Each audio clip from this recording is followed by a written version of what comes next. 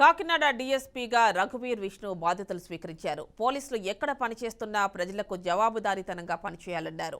రాజకీయ ఒత్తిళ్లకు భయపడకుండా పనిచేయటమే పోలీస్ శాఖ పని అన్నారు. కాకినాడ ప్రజల శాంతి భద్రతల విషయంలో రాజీ లేని పోరాటం చేస్తామన్నారు. ఎటువంటి రాజకీయ ఒత్తిళ్లకు భయపడి పనిచేసే సమస్య లేదని స్పష్టం చేశారు. టౌన్ డీఎస్పీగా మొన్నటి రోజు సాయంత్రం ఛార్జ్ తీసుకోవడం జరిగింది.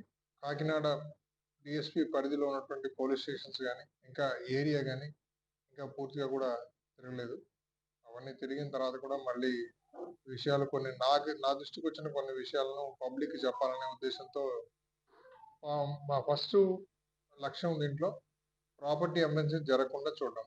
అంటే రాత్రిపూట ఏదైనా దొంగతనాలు కానీ టౌన్లో చైన్ స్నాచింగ్ కానీ ఇలాంటివి ఏదన్నా జరగకుండా కట్టుదిట్టమైనటువంటి ఒక నిఘా వ్యవస్థ, తర్వాత రాత్రిపూట బీట్ సిస్టమ్ కానీ ఇవన్నిటిని కూడా కొంచెం స్ట్రెంగ్తెన్ చేసుకుంటాం. మామూలుగా రెగ్యులర్ గా ఉన్నటువంటి పోలీసుతోనే కాకుండా ఎక్కడైతే మెన్ తక్కువ ఉన్నారో వాళ్ళకి మళ్ళీ అదనంగా ఏఆర్ఓలను కూడా అదే పనిగా ఇస్తున్నారు.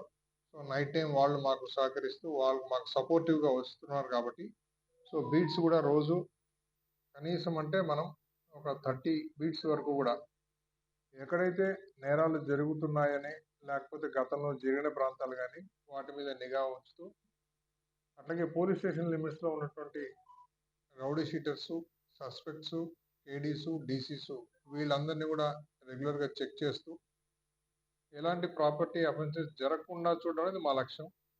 కాకినాడ టౌన్ డీఎస్పీగా మొన్నటి రోజు సాయంత్రం ఛార్జ్ తీసుకోవడం జరిగింది. కాకినాడ డిఎస్పీ పరిధిలో ఉన్నటువంటి పోలీస్ స్టేషన్స్ కానీ ఇంకా ఏరియా కానీ ఇంకా